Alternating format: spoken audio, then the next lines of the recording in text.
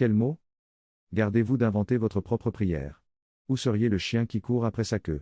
Il faut utiliser une écriture sainte, surgie du fond religieux et l'humanité, demeurée dans la mémoire des hommes depuis des millénaires parce qu'elle est juste.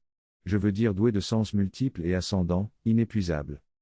Et, parmi les écritures saintes, choisissez ce qui appartient à votre hérédité culturelle. Tous les arbres montent vers le ciel, c'est entendu. Mais si vous plantez un cocotier dans votre jardin, vous serez floué. Pour moi, j'ai choisi le Notre Père.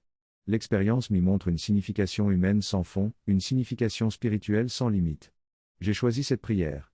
Pourtant, ma philosophie est plutôt panthéiste, ma morale plutôt stoïcienne. C'est sans importance. Quand je récite le Notre Père, chaque matin, je pénètre, avec mon bagage personnel, dans la fraternité des centaines de millions d'âmes qui, depuis des siècles, sont allées à cette source.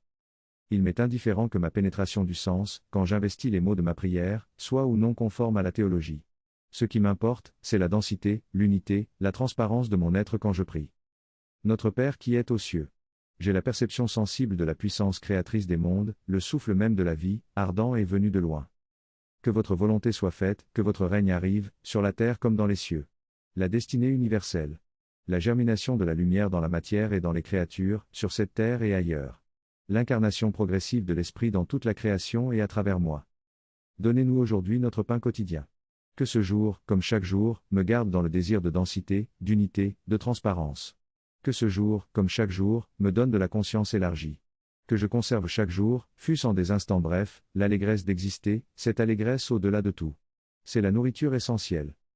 Pardonnez-nous nos offenses. Je m'en remets totalement à l'océan de puissance où je plonge.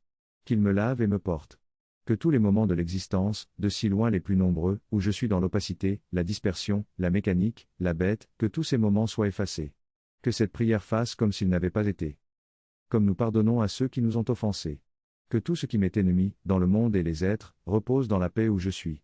Comprends ce qui est ennemi, ô conscience élargie. Car tout ce qui est compris est bien. Ne nous laissez pas succomber à la tentation, mais délivrez-nous du mal de retomber dans la nature aveugle. Ainsi soit-il.